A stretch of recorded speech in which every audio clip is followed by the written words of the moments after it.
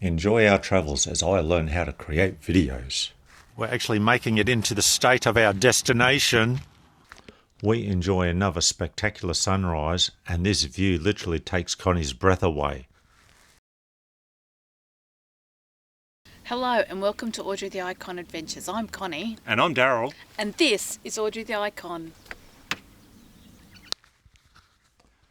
We're heading south on the Stuart Highway now. This highway is also known as the Explorer's Way. It's about 3,000 kilometres long, runs all the way from Darwin in the north down to Adelaide. We've got to do about 240-ish kilometres on this blacktop today before we get to turn off and get back onto that lovely dirt. Along the way we see this sign that shows, hey, it's Explorer's Way. It's fairly open countryside through here. Wasn't a great deal of scenery other than just enjoying the beautiful openness of the countryside. Drove through patches of rain, nothing particularly heavy thankfully. It's just an overcast day with drizzle.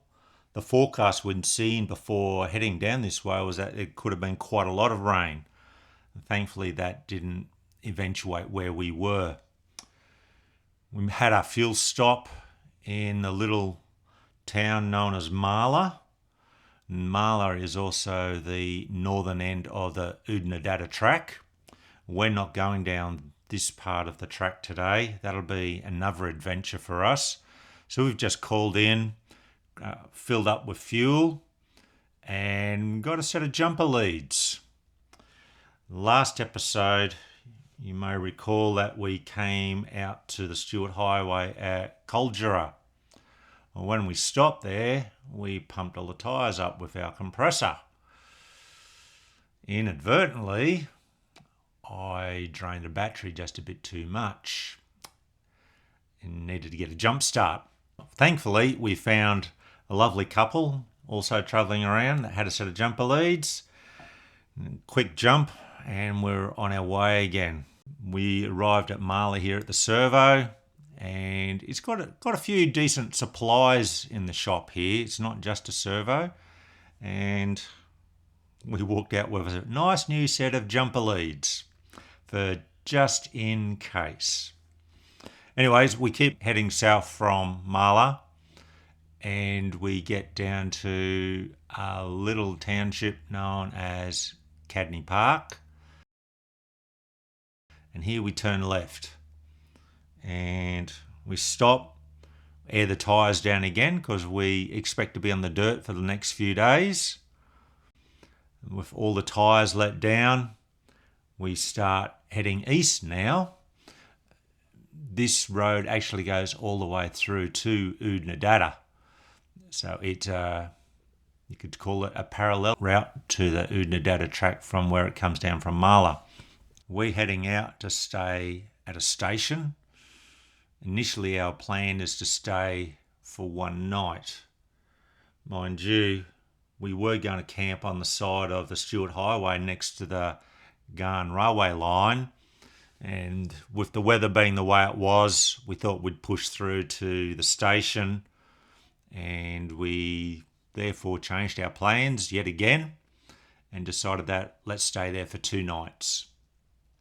While driving east towards the station stay, we came over this crest, and as we came over it, it literally took Connie's breath away. I'll just play that little snippet right now for you. Even the rocks are pretty chaotic. I was looking over then as we come. The dash cam footage doesn't quite show it, so I've popped a couple of stills in here just to give you an idea of what we saw. Truly amazing. The local time was about 5:15 in the afternoon, overcast, and just with the way the light was on the hills, absolutely spectacular. And looking at our maps, this is what I would call the western edge of the Painted Desert. We were there for a few minutes just to soak it in before we needed to keep pushing on to get to the station because we wanted to get there and get set up before it got dark. The dirt road from the Stewart Highway into the homestead is about 82 kilometres. There's a few creek crossings along the way. I'd call this a dry weather road. You could see where it had been wet and people had driven on it, and there were quite significant ruts there. When you get to the homestead, you drive around the back, and on the white picket fence, you'll see the honesty box. When we were there, it was $20 a night. We considered that to be excellent value. Then you just drive up the back a little bit further, plenty of space to pick a spot and set yourself up. Just near the homestead, they've got a shelter, and then they have a building there that's got 2 en-suites, each with a shower, a toilet, a basin, a mirror. A beautiful sunrise out in the middle of Australia. What a glorious way to start a day where we're going to go and explore some of the Painted Desert.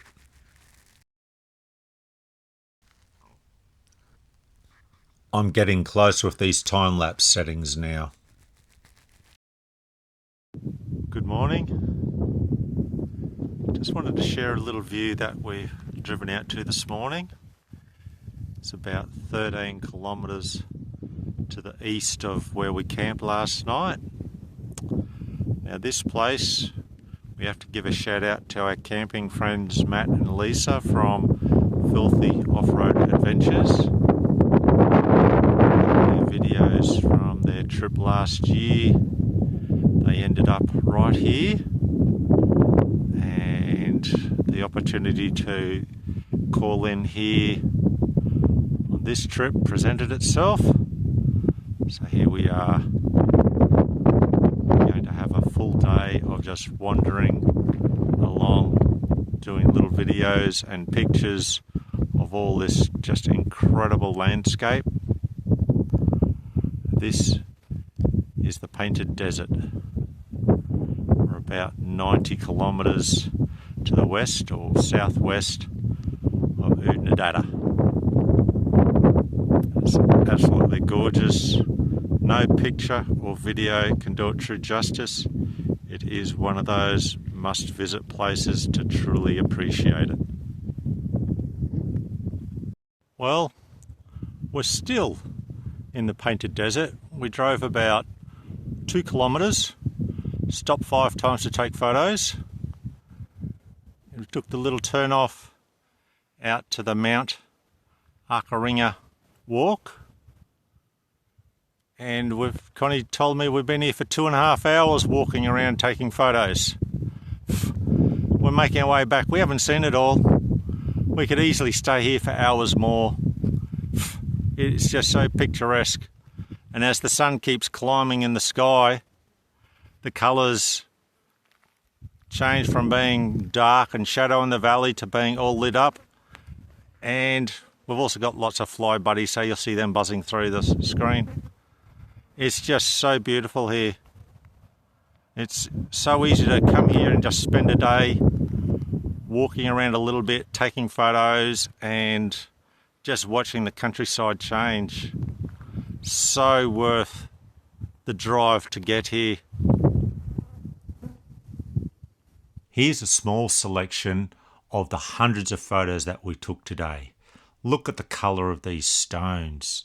The entire Painted Desert looks like this. We didn't do any more video because it was just too windy. We finished the day with yet another beautiful sunset.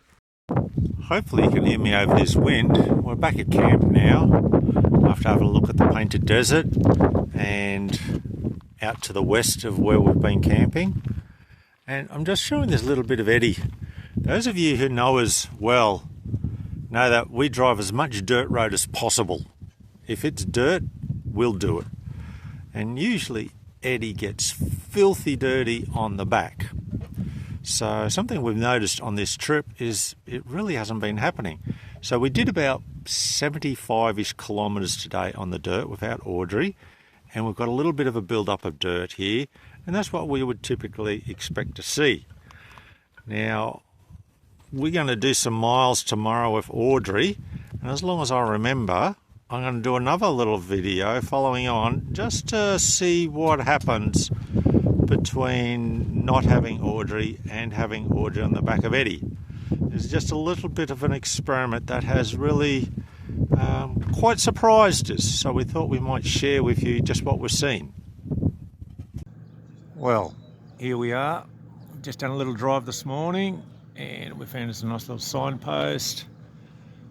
Found this pink building and fence. So for those of you who know, you know exactly where we are. For those of you who don't, Oodnadatta, pink roadhouse. And I mean everything's pink. You go inside, it's like the Barbie aisle used to be in Toys R Us. Just had the bag of chips, as recommended by people on a couple of other channels. Great spot for lunch, plenty of travellers. We're about to head down the Oodnadatta track now and find somewhere to camp for the night. We're heading south on the Oodnadatta track at the moment, and off to the side of the track, and I tell you what, it's been pretty damn rough in places so far for us, is the Mount Dutton ruins. Sighting from the Garn.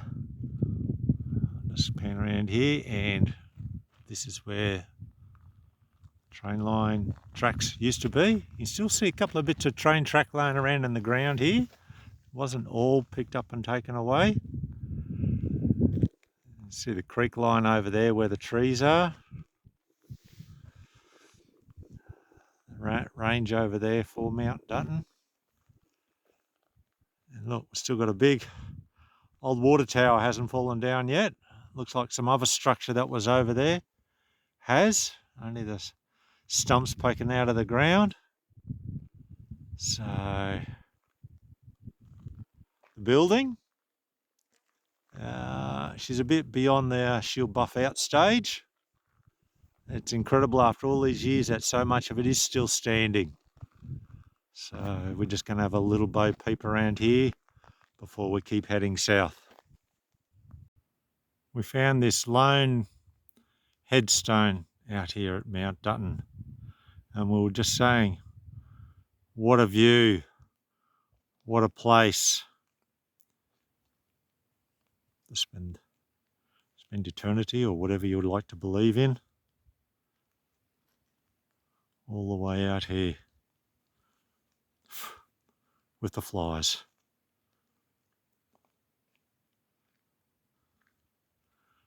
And that old girl down there, she's not going to buff out.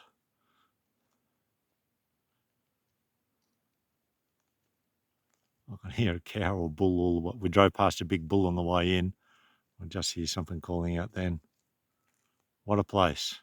And literally just a couple of kilometres drive, if that, in from the side of the Oodnadatta track. There's nothing left on the headstone. It's eroded away after however many years. Quite a spiffy gravesite though for such a remote location. Brekina Railway Bridge. Probably got the pronunciation wrong. Some of these names are well beyond my tongue capability. Anyway, just a little further south on the mighty Oodnadatta track, this big railway bridge. I'm going to go up top because there's an information board about it, and because I believe there's something quite significant about the size of the bridge or something along those lines. So back in a sec. Before we get on with the history lesson though, we'll just walked out here on the bridge to the point that you're meant to stop, even though some idiots in their infinite wisdom have decided to remove the bars. And there's actually quite a bit of water in the creek here. So where we stayed last night, the station owner was saying they had about 13 mil of rain about 2 weeks ago. They're probably 100 kilometres from here.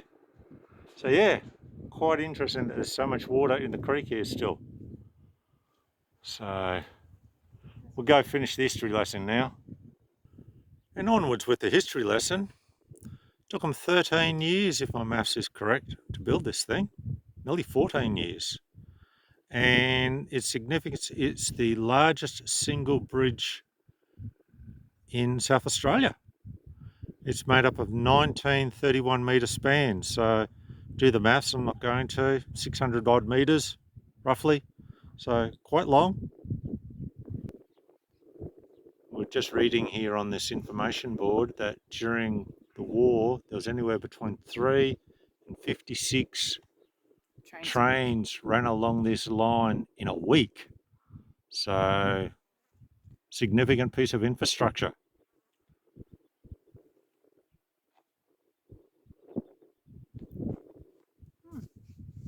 Like the way it's got the picture of the train on it. It's just incredible out here, isn't it? It's like such a remote location. I can see it looks like an old telegraph pole up there. It's still got the crossbeam on it.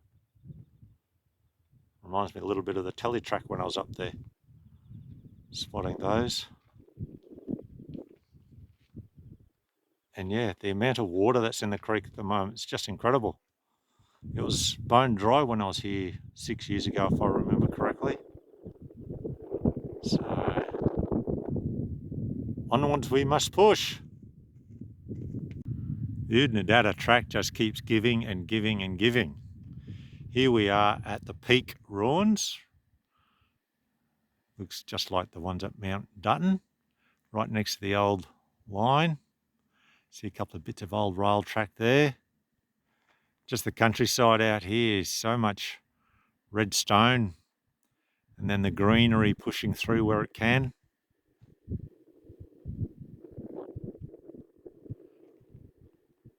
So remote,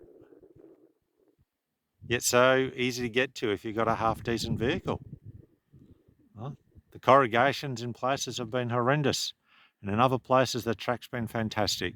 So it just all comes down to when you come here, what's been happening with the road repairs. So as we drove up to this building, we went, looks very, very similar to the Mount Dutton ruins. What's the chance that it's 3 two-bedroom dongas with a kitchen? So we're going to go over there and have a look.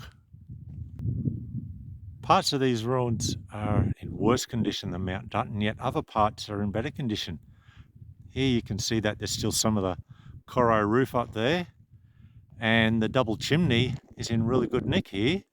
Where it comes down, there's a kitchen on each side of the dividing wall, and what we've found is there's what looks like 2 bedrooms maybe, and then a room where you've got the wooden fireplace.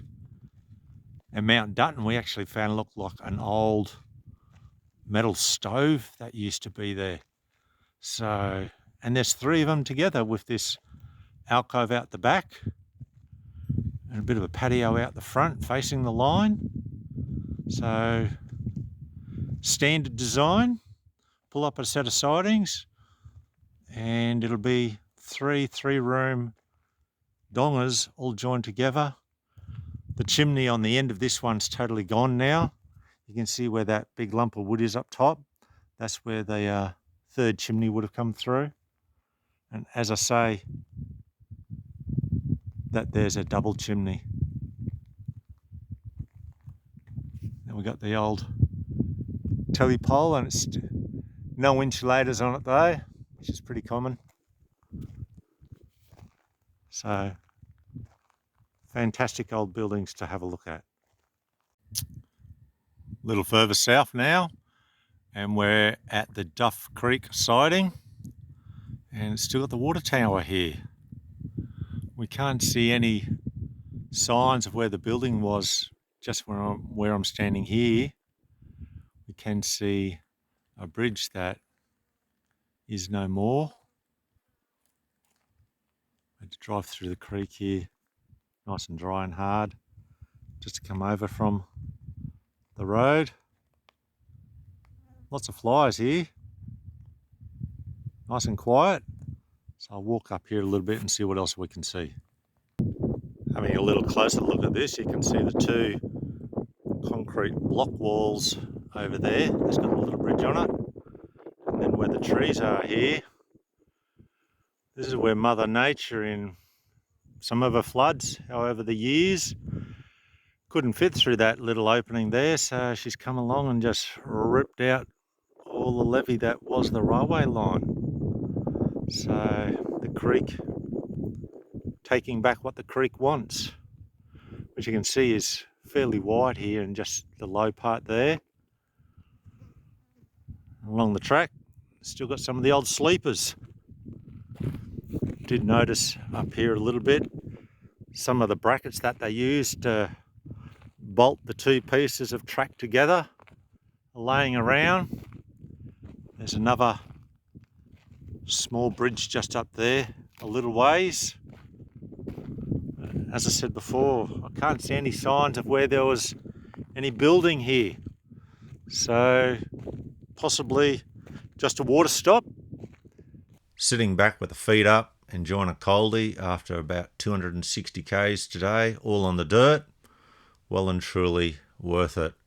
And then we got to experience this wonderful sunset, so I'll let you sit back and enjoy it with us.